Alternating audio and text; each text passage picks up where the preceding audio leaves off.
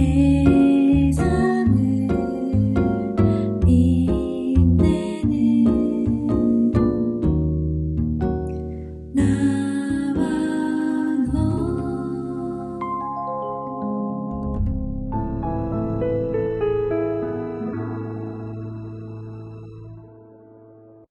안녕하세요. 서기성 선생님이에요. 선생님은 오늘 예수님을 만나는 사람들의 마음이 어떤 마음인지를 말씀을 통해서 보려고 해요. 마가복음 14장에 보면 베다니에 사는 문둥병자 시몬의 집에 예수님이 식사를 하는 장면이 나와요. 그런데 한 여인이 와서 300데나리온이나 되는 비싼 향유 옥합을 깨뜨려서 예수님의 머리에 부어요.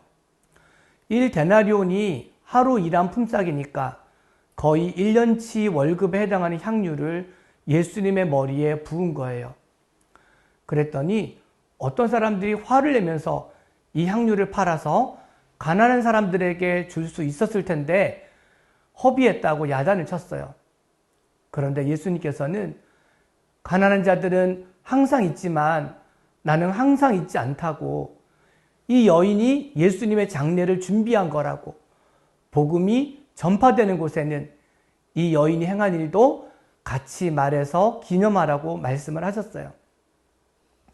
우리는 하나님이 말씀 한마디로 온 우주를 만든 사건이 얼마나 큰 사건인지 알고 있어요.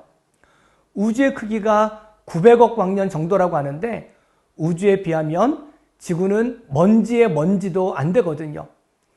이런 우주를 말씀 한마디로 만드셨다니 하나님이 얼마나 크신 분인지 몰라요.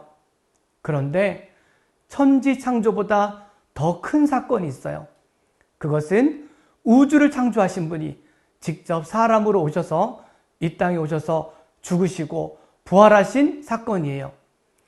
세상을 만드신 분이 직접 오셔서 죽으시고 부활하신 사건이니 이 복음이라고 불리는 사건은 이 세상에서 비교할 수도 상상할 수도 없는 사건인 것이 분명해요.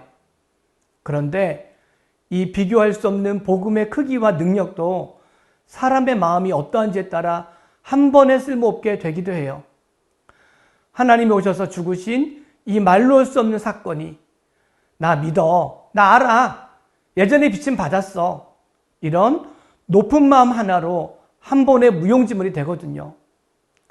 하나님이신 예수님이 직접 오셨어도 눈이 멀고 귀가 먹고 마음이 둔해서 눈으로 보고도 누군지 몰라봤던 것처럼 아무리 하나님이 부활이라는 확실한 증거를 주시고 십자가라는 사랑의 증표를 보여주셔도 한 번에 쓸모없이 될 수도 있어요. 인간의 마음이라는 게 너무 놀랍지 않나요?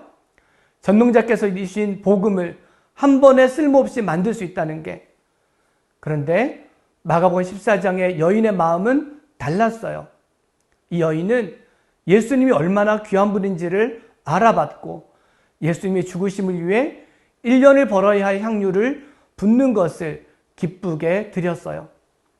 아무리 복음이 대단해도 복음을 받는 사람의 마음이 교만하거나 둔하거나 대수롭지 않게 생각하면 복음은 능력을 나타낼 수가 없어요.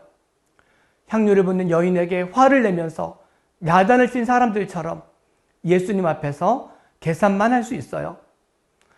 아무도 예수님의 죽으심을 생각하지 않을 때 예수님의 그 마음을 알고 향유로 예수님의 죽음을 준비하는 여인을 볼 때 얼마나 예수님의 마음이 위로를 받으셨을까 싶어요.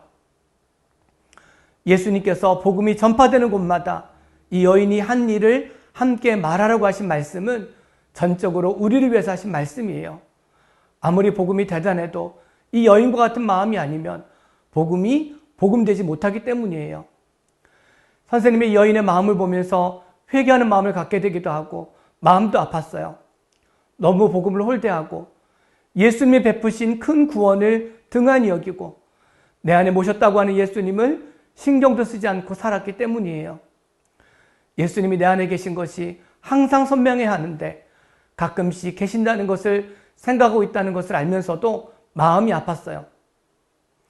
그럼에도 불구하고 여전히 예수님의 피를 의지해서 나오라고 하시는 하나님 아버지 앞에 감사함으로 나가게 돼요. 회개하는 마음으로 나가게 돼요. 우리 세빈대 친구들에게도 향유를 쏟아부은 여인과 같이 복음을 복음답게 대할 수 있는 낮은 마음이 임하기를 간절히 기도합니다. 다음에 또 만나요.